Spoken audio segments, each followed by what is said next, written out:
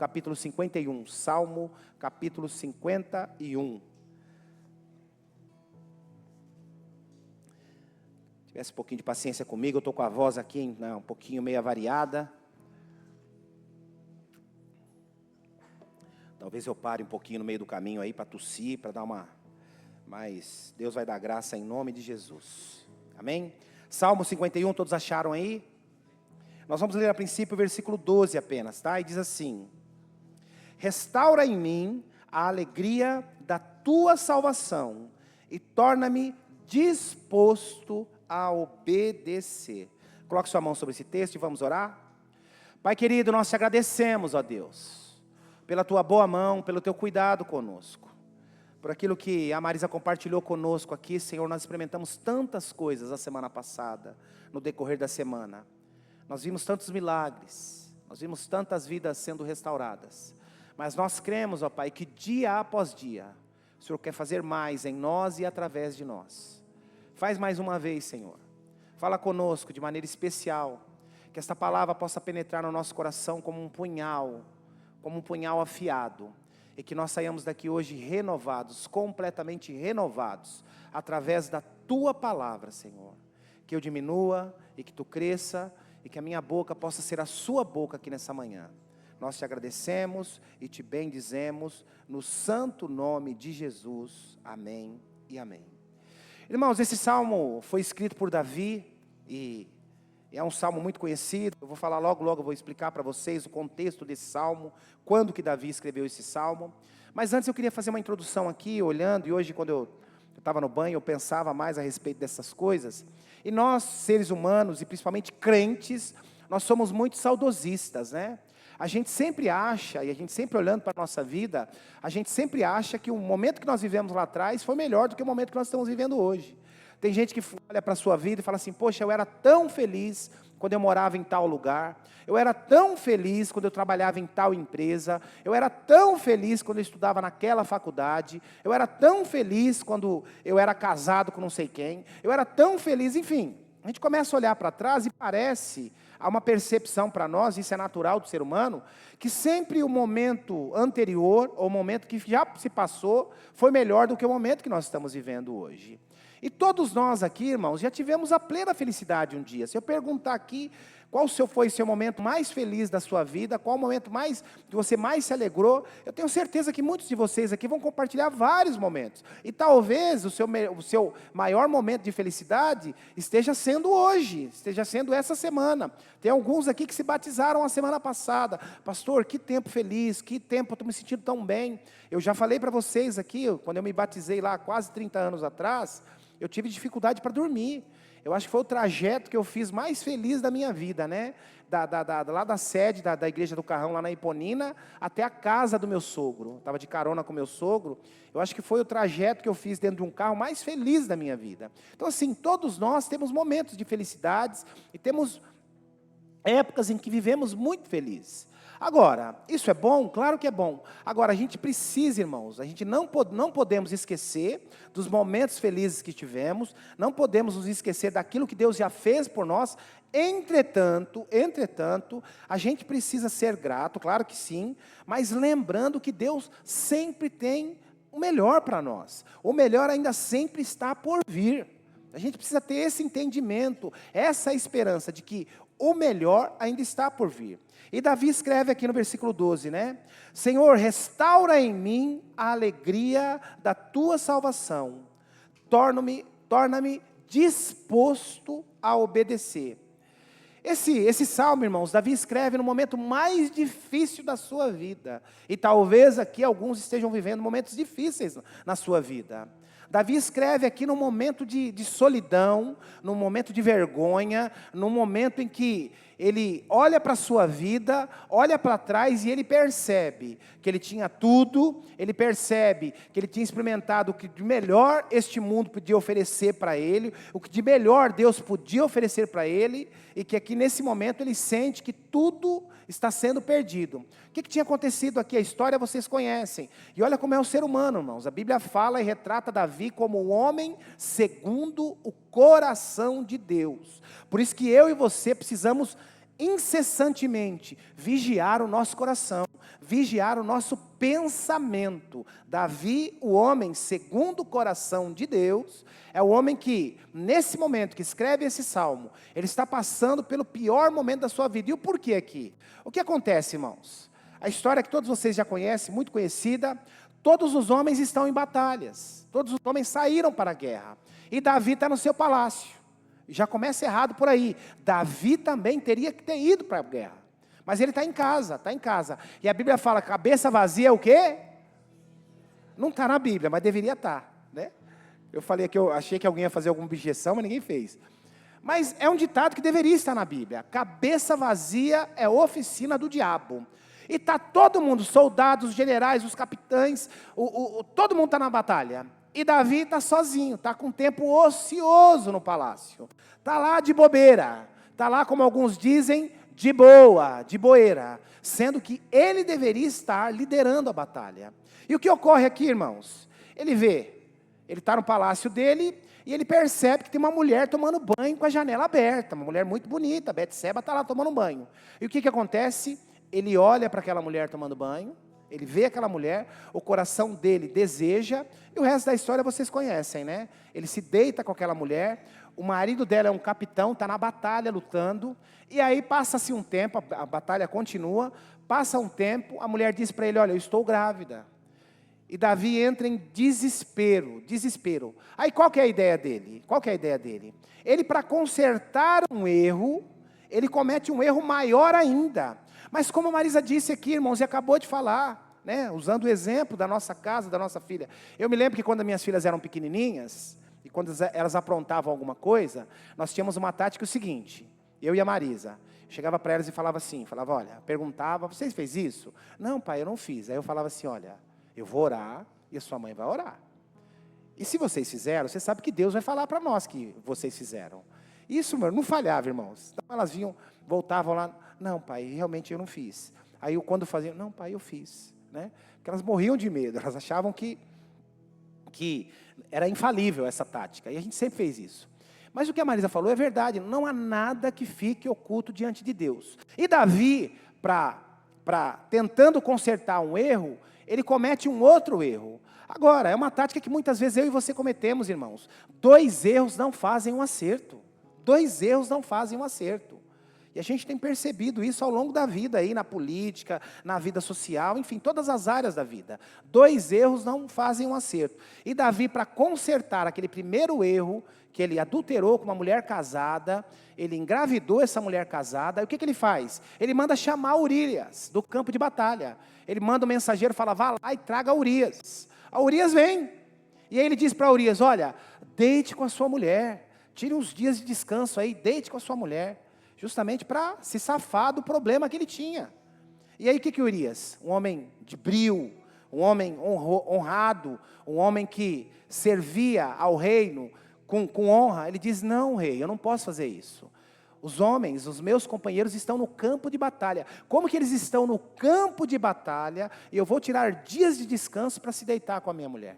Para me deitar com a minha mulher. Não, eu não farei isso. E ele volta para a batalha.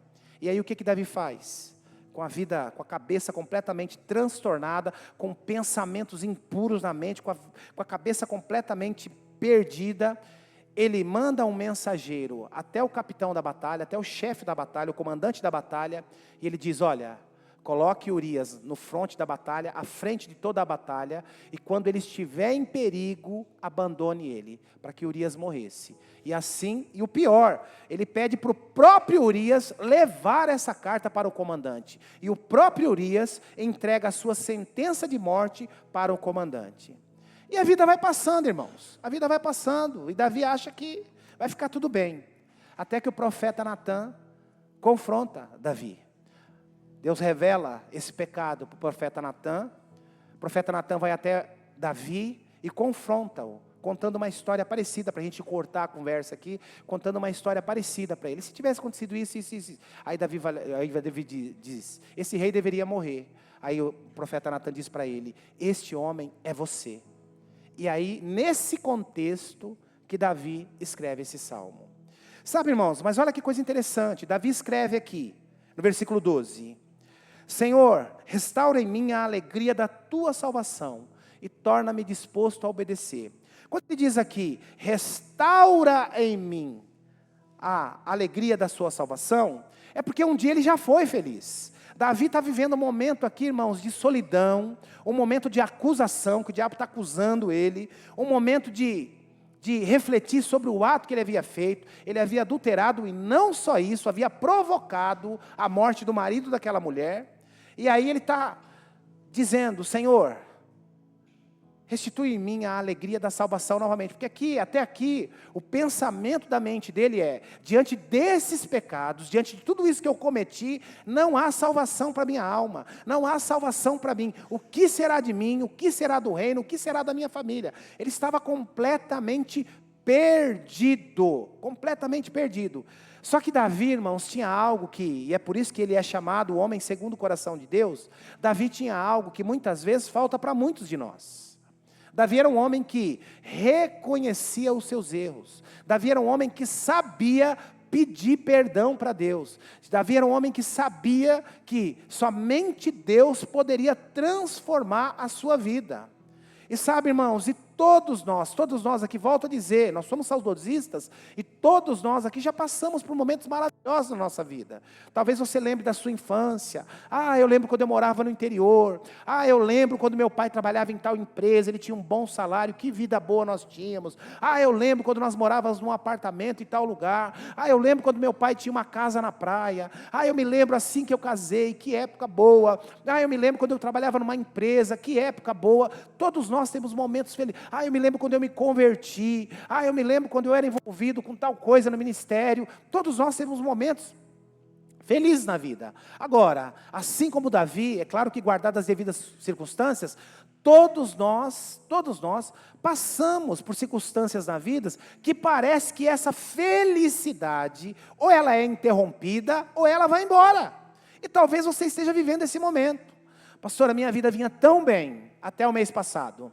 Pastor, a minha vida vinha tão bem até o ano passado. Pastor, a minha vida vinha tão bem até 5 anos atrás. Pastor, a minha vida vinha tão bem até a pandemia. Todos nós passamos por esses momentos.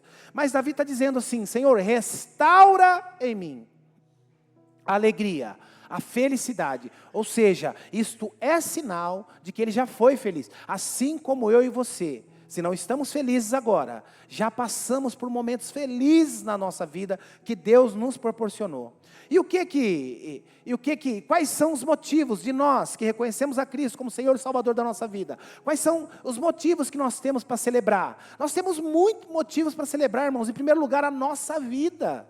A nossa vida, nós temos para celebrar o perdão que um dia Ele nos concedeu. Nós éramos pobres, pecadores, estávamos destinados a passar uma eternidade no inferno, mas Ele olhou para nós com olhar de misericórdia, e nos escolheu, nos salvou, nos regenerou. Então, mais um motivo, o perdão que um dia veio sobre a nossa vida. Nós temos, irmãos, a comemorar, sermos felizes, porque pela certeza da eternidade. Você já pensou nisso? Você já viveu 50, 60, 70, 80 anos, não sei, mas independente de quantos anos você vive nessa terra, você viva nessa terra, você tem a certeza de que vai passar uma eternidade ao lado do Senhor. Já pensou o que é isso? E isso é algo ínfimo, minúsculo, comparado ao que nós vivemos aqui, ou que estamos vivendo aqui. Então nós temos a alegria de termos a certeza da eternidade, nós temos a alegria da certeza da presença de Deus.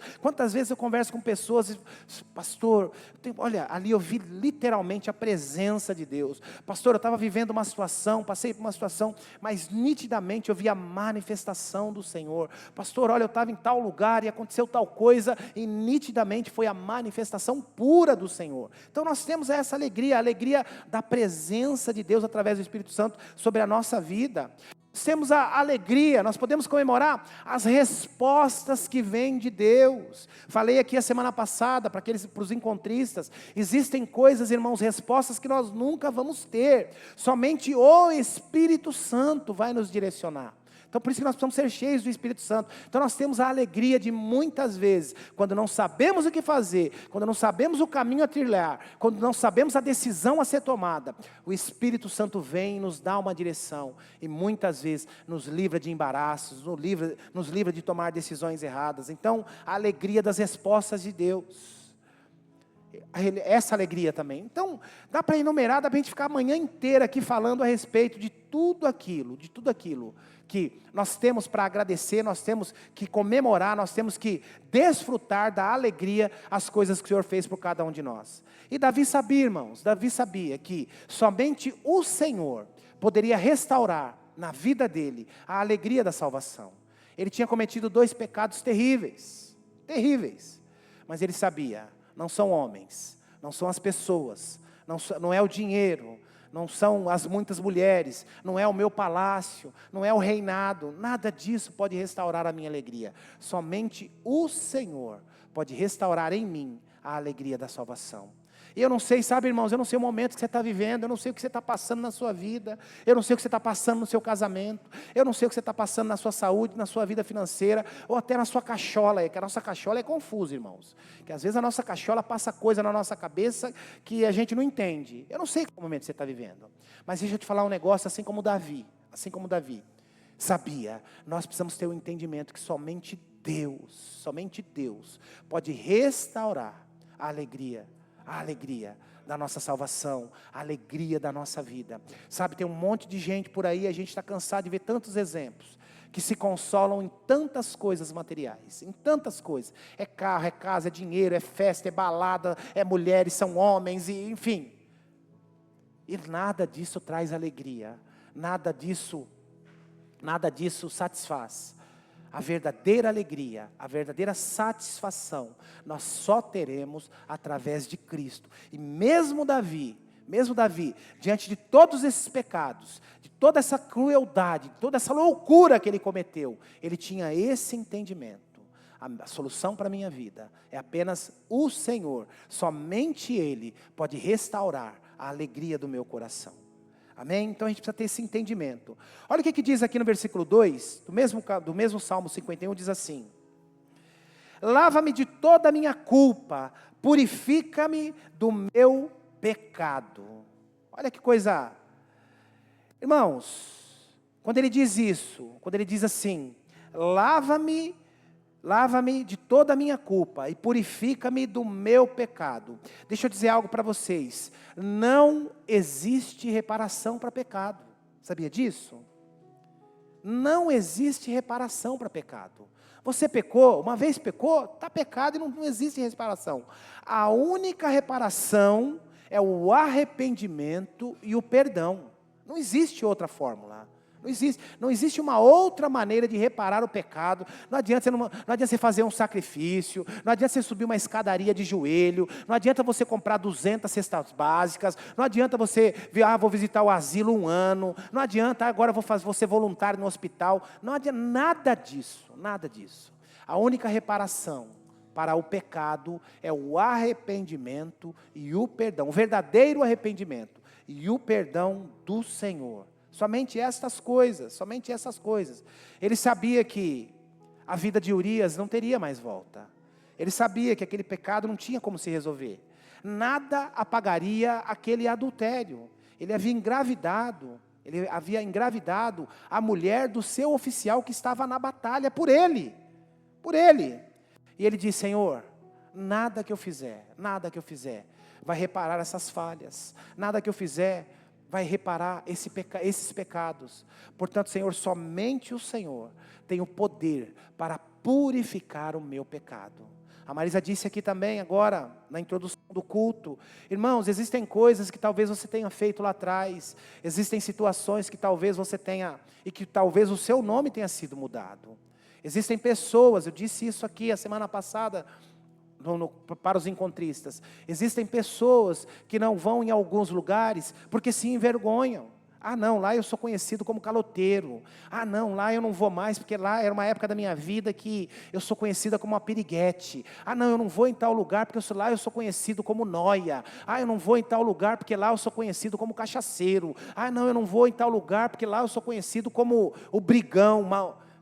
Existem pessoas, e talvez muitos de nós já tinham passado por situações assim.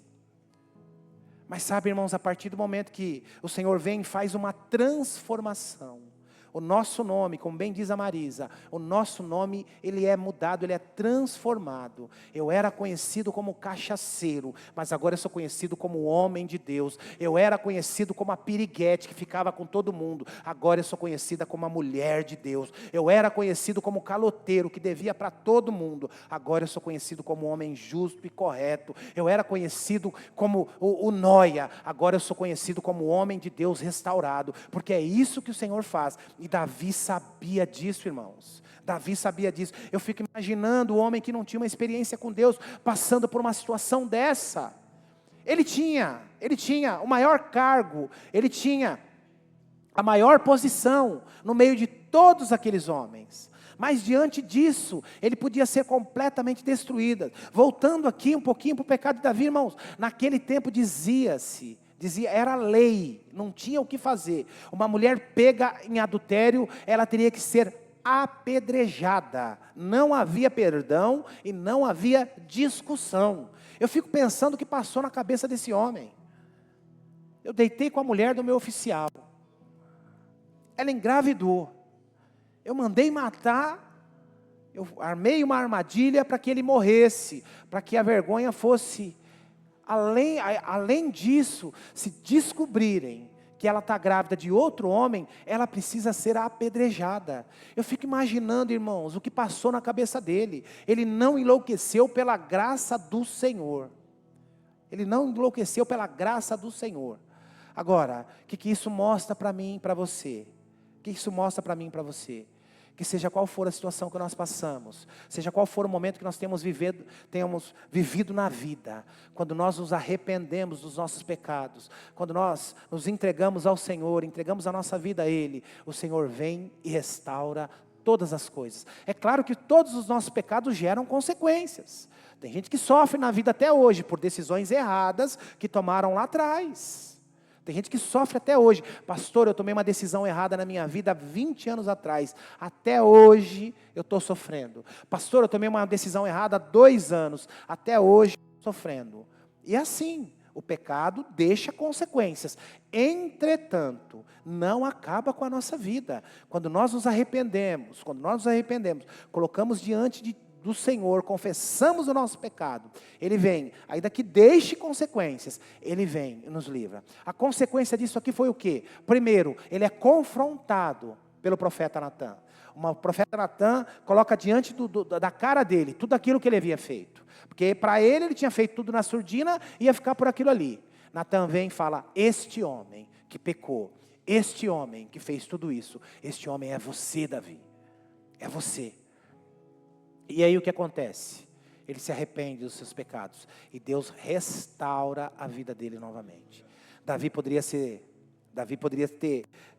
conhecido como adúltero. Davi poderia ser conhecido como o assassino. Davi poderia ser reconhecido como traidor. Entretanto, ele é reconhecido como homem segundo o coração de Deus. Porque, em primeiro lugar, houve arrependimento, reconhecimento do seu pecado. E por último, ele clamou pela misericórdia do Senhor sobre a sua vida. Houve consequências? Claro que houve. A história, depois ele casa-se com Betseba. Ele que tinha tantas mulheres, foi cobiçar a mulher do outro. Ele casa-se com Betseba.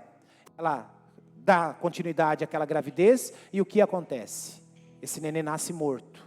Só que, durante o período dessa gravidez, Davi se afeiçoa por Betseba e pela criança. Ele sabia que era filho dele. E aquilo vai gerando um amor nele, vai gerando um amor. Só que o que acontece? Quando nasce a criança nasce morta. E Davi fica triste, Davi coloca a roupa de saco, Davi se retira e sofre muito com a perda daquela criança. Porque todos os nossos pecados geram consequências. Agora, e podem nos levar à morte. Entretanto, quando há arrependimento e confissão, o Senhor vem e nos restaura. Betseba é a mãe de Salomão. O sucessor de Davi foi quem? Foi o filho, o fruto dele com Betseba. Então Deus restaurou. Eu sempre digo aqui, irmãos, existem algumas pessoas e algumas famílias, eu sempre digo para eles, alguns que eu tenho liberdade, eu falo assim, meu irmão e minha irmã, você tinha tudo para dar errado na vida, tudo. Sua família tinha tudo para dar errado. Entretanto, quando vocês decidiram aceitar o Senhor transformou completamente. Porque essa é a diferença, irmãos. Essa é a diferença. E eu volto a dizer, não importa o que você já fez lá atrás, não importa o que você já viveu, não importa o momento que você esteja vivendo na sua vida. Se houver arrependimento e reconhecimento do pecado, a graça do Senhor vem e se manifesta. Eu sou prova viva disso, irmãos. Eu sou prova viva disso. Davi reconhece seu pecado, se arrepende, e o Senhor vem e faz uma transformação na vida dele. Olha o que diz o versículo 3 e 4. Pois eu reconheço a minha rebeldia, o meu pecado. Eu reconheço a minha rebeldia, meu pecado me persegue todo o tempo. Eu imagino, irmãos, que para o sujeito para escrever isso aqui, eu imagino que não houvesse um minuto sequer, que Davi parasse de pensar no que ele havia feito. E ele diz, Senhor, eu reconheço o meu pecado. Eu reconheço o meu pecado, e esse pecado me persegue, ou seja, ele está pensando no que ele havia feito o tempo todo. E aí versículo 4, pequei contra ti, somente contra ti, fiz o que era mal aos teus olhos, por isso tem razão no que dizes, e é justo o meu julgamento, é justo aquilo que eu vou vir a sofrer. Ou seja, o que acontece aqui, irmãos? Davi está buscando o caminho da reconstituição, da restituição, mas a restituição só vem por intermédio da confissão. Ele falou, Senhor, eu sei que o Senhor é capaz de restaurar a minha vida de novo, o Senhor é capaz de restaurar a minha família, Tu és capaz de restaurar o meu reino. Entretanto, Davi sabia que isso só seria restaurado através da confissão e do arrependimento. E por intermédio da confissão e do arrependimento, a vida dele é transformada. Eu queria que você voltasse algumas páginas e fosse lá para o Salmo, capítulo 32. Salmo 32. E olha o que diz aí. Olha o que diz aí, Davi escrevendo.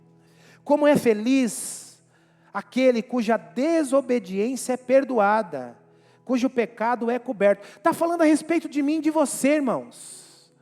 Ele está dizendo assim, como é feliz o homem. Como é feliz a mulher que cometeu erros, que cometeu pecado, que era reconhecida como a periguete, que era reconhecido como caloteiro, que era reconhecido como noia, que era reconhecido como a irritadinha, como a briguenta, como a Marisa bem disse aqui. Ele diz, como é feliz esse homem, esta mulher, cuja desobediência é perdoada e cujo pecado é coberto. Ou seja, restaurado. Aí ele continua, sim, como é feliz aquele cuja a culpa o Senhor não leva em conta, cuja consciência é sempre sincera. Aí olha que coisa importante, irmãos, ele diz aqui no versículo 3, enquanto me recusei a confessar o meu pecado, o meu corpo definhou. Esse versículo aqui nós lemos em 2 ou 3 vezes, no nosso encontro de domingo. Porque é muito importante para que eu e você entendamos isso. Tem um monte de gente que está com a vida estrupiada, tem um monte de gente que está com a vida caminhando de mal a pior, mas não reconhece os seus erros, não quer mudar de vida. E olha o que Davi fala aqui, irmãos, eu volto a dizer, este homem tinha a maior posição dentro do reino. Este homem tinha a maior posição na época dele.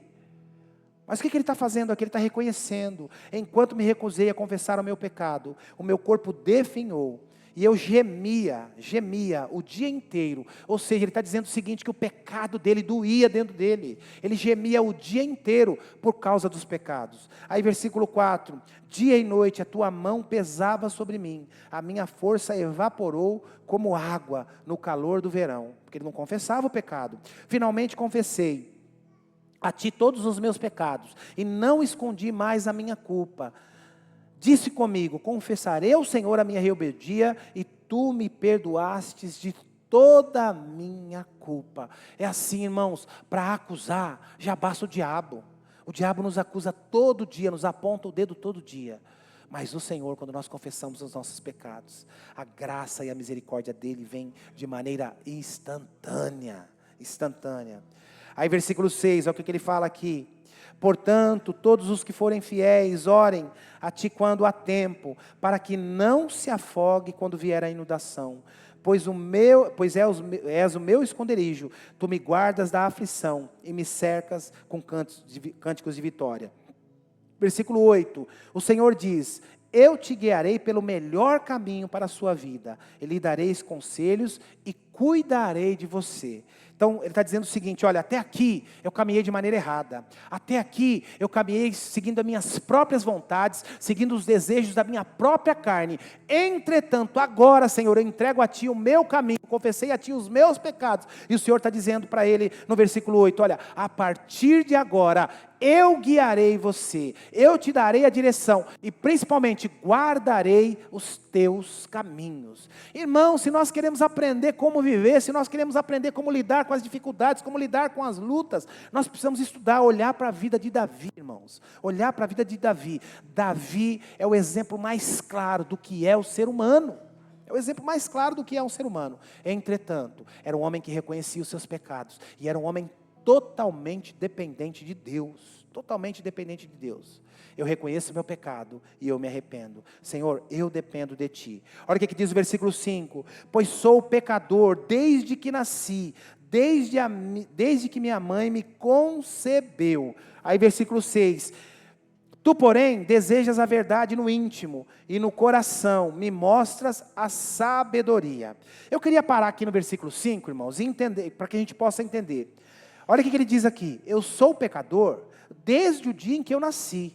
Sim, desde que a minha mãe me concebeu. Nós precisamos ter essa consciência, irmãos. Nós precisamos ter essa consciência, porque tem um monte de gente aqui, tem um monte de gente, e eu conheço um monte de gente assim, que acha que é o último, mas eu sou tão bom, eu sou tão generoso, mas eu sou tão... E tem gente que é assim mesmo, irmãos. Existem alguns, já falei aqui, existem algumas pessoas entre vocês aqui que eu me relaciono, que são pessoas exemplares, pessoas que exalam amor, exalam amor. Agora, eu conheço um monte de gente que exala amor, que não encontrou Jesus ainda, que é ateu. Ateu. Conheço pessoas maravilhosas, generosas, boas, honestas, carinhosas, que não conhecem a Deus. Então, a gente precisa ter, e Davi reconhece isso, que ele diz assim, desde antes da minha mãe me conceber, desde quando eu estava no ventre dela, eu já sou pecador. O que Davi está dizendo aqui? Davi está dizendo e está nos relembrando, irmãos, que nós nascemos com uma natureza má e perversa.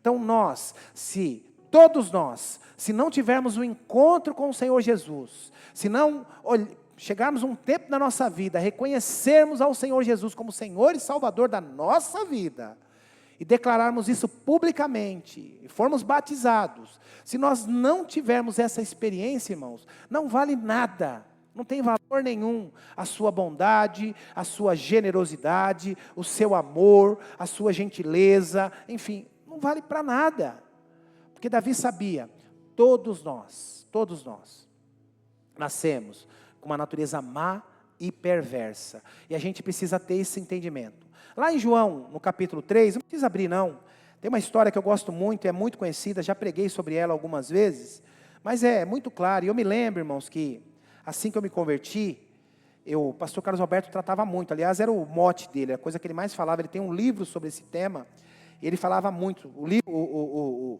programa que ele tinha na televisão era esse tema, né? Você precisa nascer de novo. E olha que coisa interessante aqui, uma história tão conhecida. Lá no capítulo 3 de João, a partir do versículo 1, diz assim: havia um homem fariseu chamado Nicodemos. Ele era um líder religioso entre os judeus, ou seja, era um homem culto, era um homem que conhecia as leis, que conhecia a religião e conhecia as leis judaicas, era um homem culto, não era um qualquer, não era um ignorante. Aí diz assim no versículo 2, certa vez veio falar com Jesus e disse, Rabi, que quer dizer mestre, todos nós sabemos que Deus enviou o Senhor para ensinar. Seus sinais são a prova de que Deus está com o Senhor. Aí ele continua, e Jesus respondeu, Eu lhe digo a verdade, quem não nascer de novo, não verá o reino de Deus. Esse mestre chega até Jesus, questionando Jesus, a respeito das coisas que ele ensinava, mas ele reconhecia Jesus como Senhor. E aí ele diz, o Senhor responde para ele, olha Nicodemos, deixa eu falar algo para você. Você precisa nascer de novo. E ele ficou sem entender nada. E aí na continuação do texto, versículo 4. Como pode um homem velho nascer de novo? Perguntou Nicodemos. Acaso ele pode voltar para o ventre da sua mãe e nascer pela segunda vez? E Jesus responde, eu lhe digo a verdade, ninguém pode entrar no reino de Deus, se não nascer da água e do Espírito. Os seres humanos podem gerar vida humana, mas o Espírito dá vida espiritual. Mais uma vez aqui, irmãos, o Senhor falando a respeito do Espírito Santo, aquilo que eu e você precisamos ser cheios. Portanto, não se surpreenda quando eu te digo, é necessário nascer de novo. O vento sopra onde quer que vá, assim como você ouve o vento, mas não é capaz de dizer de onde ele vem, ou para onde ele vai.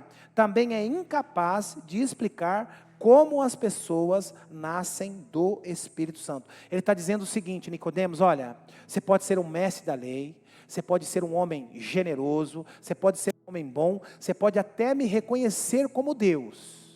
Entretanto, Nicodemos, se você não nascer de novo, se você não morrer para o velho Nicodemos, para esse velho homem, e nascer de novo uma nova criatura, não vai adiantar de nada.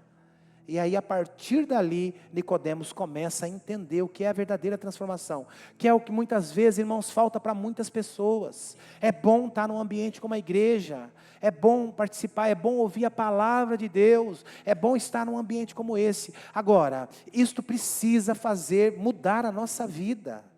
Isso precisa mudar a nossa vida. A nossa vida não pode ser a mesma que era outrora. Eu não posso ter as mesmas práticas que eu tinha antes de ter uma experiência com Deus. Eu não posso viver da mesma maneira que eu vivia antes de ter uma experiência com Deus. A minha vida precisa ser transformada.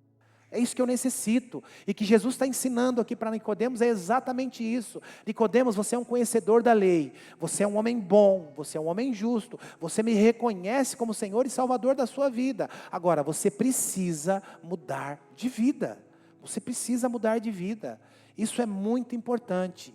Então, se eu e você não tivermos essa experiência, irmãos, será em vão, será em vão. Eu sempre falo aqui que existe uma pesquisa do Instituto Barna lá nos Estados Unidos, e é uma pesquisa que é muito séria, e ela diz, eu não sei se isso aumentou, uma pesquisa já tem mais de 10 anos, ela diz que 80% das pessoas que estão na igreja, elas permanecem na igreja, se elas ouvirem um bom sermão todo domingo. Elas permanecem na igreja, se todo domingo elas virem, e ouvirem um bom sermão. Isto é bom? Isto é bom? Em partes é muito bom. Que pelo menos as pessoas não vão ficar por aí ouvindo qualquer groselha, qualquer besterol que tem por aí. E tem muita besterol por aí, tem muita coisa que não é de Deus por aí. Entretanto, ao mesmo tempo que é bom, é algo perigoso. Perigoso. Porque tem um monte de gente, um monte de crente que quer ter somente essa experiência. Eu quero ir lá domingo, ouvir uma boa palavra e voltar para minha casa. De vez em quando até dou uma ofertinha, de vez em quando até entrego o meu dízimo, de vez em quando até contribuo com alguma coisa, mas eu quero ir, ouvir a palavra de Deus e as experiências, e o relacionamento, e a mudança de vida, e as coisas que implicam, né? Eu já preguei aqui várias vezes sobre o modelo de igreja, que está lá em Atos no capítulo 2, né? Que eles viviam junto e partiam o pão de casa em casa e também no templo, e os mais ricos vendiam as suas propriedades para ajudar os mais pobres, e eles se cuidavam. E aí diz assim que eles caíam na graça do povo, e dia a dia ia eles acrescentando ao Senhor aqueles que iam sendo salvos. E essas experiências? Não, pastor, eu não quero ter isso agora. Então você é um crente incompleto. Então Jesus está dizendo para Nicodemos, Nicodemos, não adianta você ser só bom, não adianta você me reconhecer como Deus, não adianta você conhecer todas as leis e cumprir todas as leis, se você não tiver uma experiência de transformação, nada disso vai valer.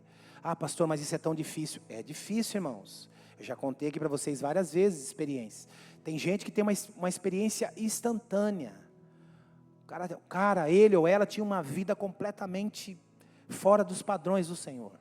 Tiveram uma experiência com Deus, no dia seguinte a vida foi completamente transformada. Eu conheço pessoas assim, vocês conhecem pessoas assim. Agora, na maioria das pessoas, assim como foi comigo, é um processo gradual. E sabe o que assusta muitas pessoas? Eu não quero andar com Deus não. Porque se eu for andar com Deus eu não posso mais mentir. Se eu for andar com Deus eu não posso mais jogar no bicho. Se eu for andar com Deus eu não posso mais apostar no tigrinho. Se eu for andar com Deus eu não posso mais apostar na Bete. Se eu for andar com Deus eu não posso mais olhar as mulheres bonitas na rua. Se eu for andar com Deus eu não posso mais achar o galã da TV bonitão. Isso é uma transformação, irmãos. Eu expliquei aqui. Nós somos chamados, nós os crentes, somos chamados de justos. E por que justos? Todos nós somos justos? Não, mas procuramos a justiça. Os justos são aqueles que procuram a justiça. Nós somos chamados de santos. Eu não estou vendo auréola aqui em ninguém. Deixa eu ver, o Carlos é o brilho da carequinha ali, eu achei que era. Não é não, Carlos? Não é não, você não é. Mas somos quem? Quem são os santos? Aqueles que buscam a santidade. Temos falhas? Podemos escorregar no meio do caminho como escorregou Davi? Podemos. Entretanto, somos aqueles que buscam a santidade. Por isso que a Bíblia chama eu e você de os santos do Senhor. Santos do Senhor. Amém? Quantos estão entendendo até aqui? Amém, glória a Deus. Agora, irmãos, o que nos tira a alegria? O que nos tira a alegria? Olha o que diz aí, voltando lá para o texto, para o Salmo. Olha o que nos tira a alegria. A partir do versículo 7, diz assim: purifica-me de minha impureza, e ficarei limpo. Lava-me, e ficarei mais branco que a neve. Devolve-me a alegria e a felicidade. Tu me quebrastes, agora permita que eu me alegre outra vez. Aí versículo 9. Não continues a olhar para os meus pecados. Remove as manchas da minha culpa. Aí versículo 10. Cria em mim, ó Deus, um coração puro. Renova dentro de mim um espírito firme. Firme. Sabe, irmãos, sabe?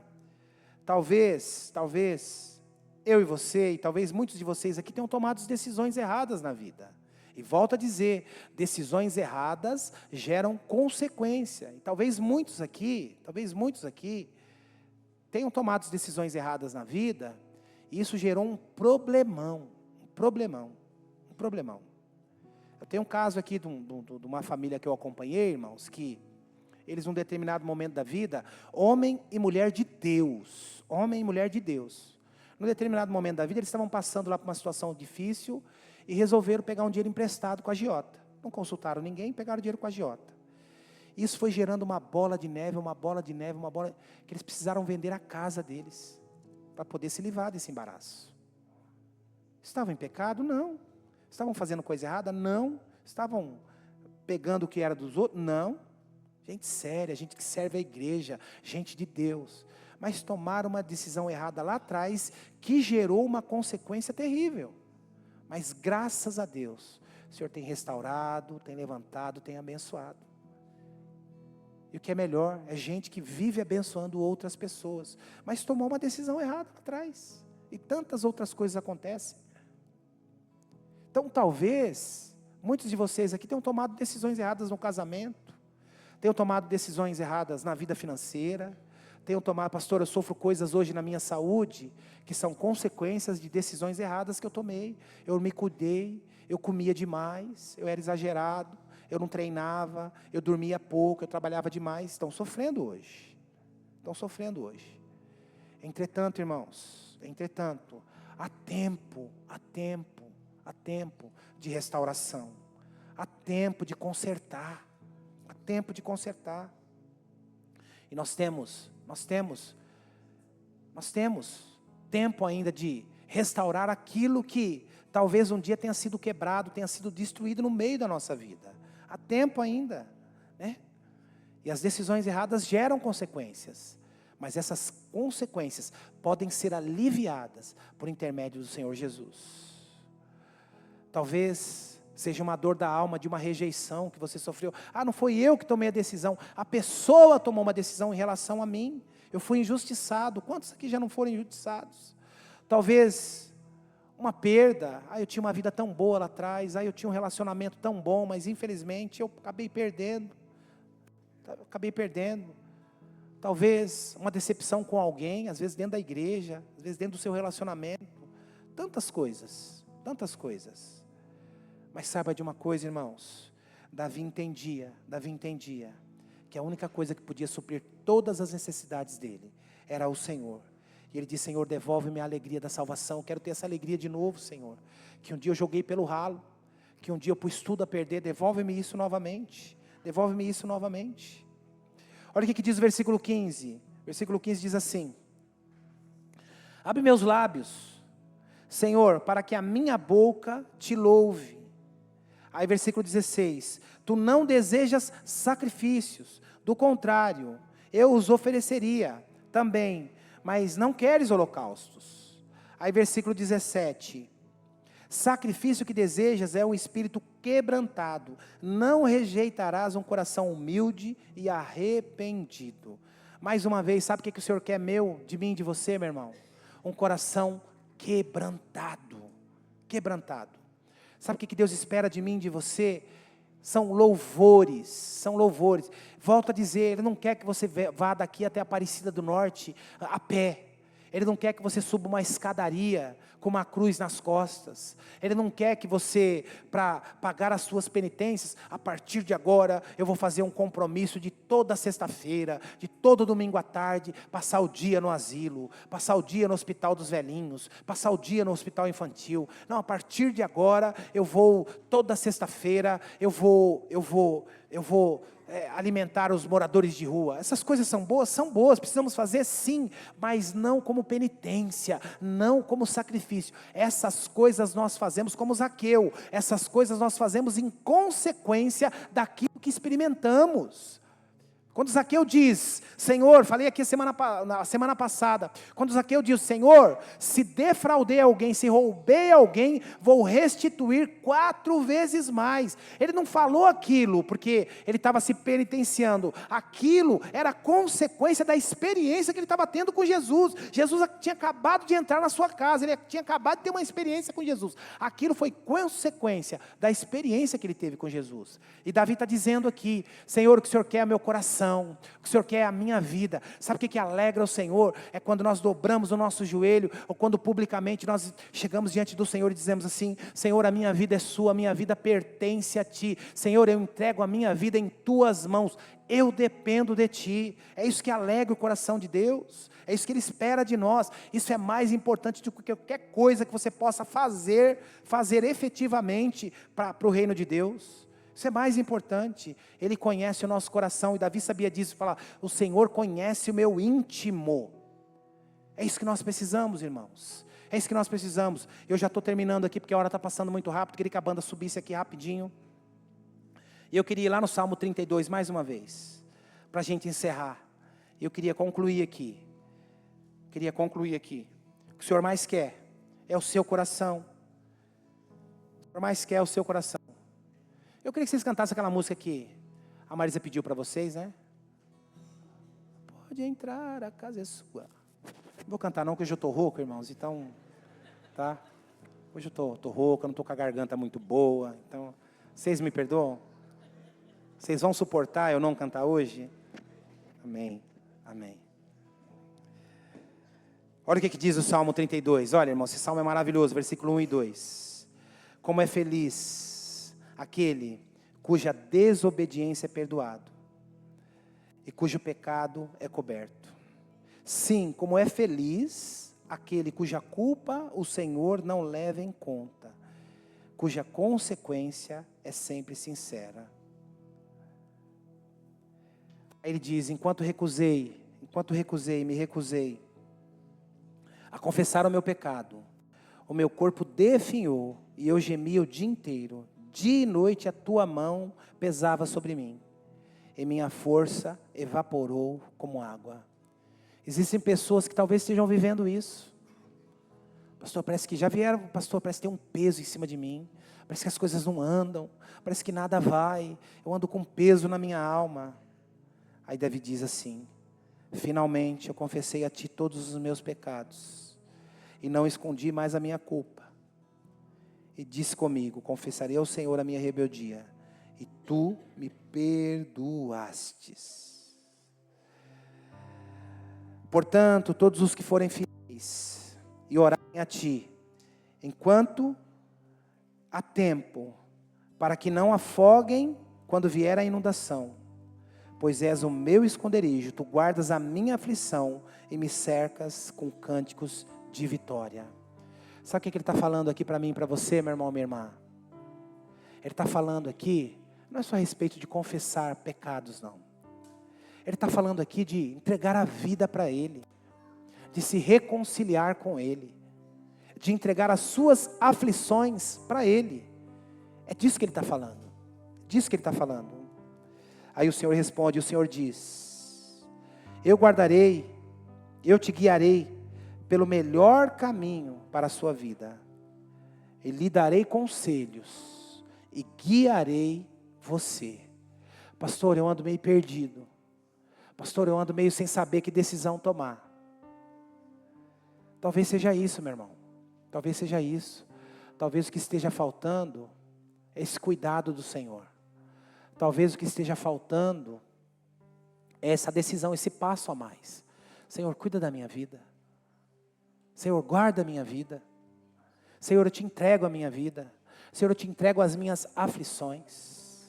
Amém? Vamos ficar em pé.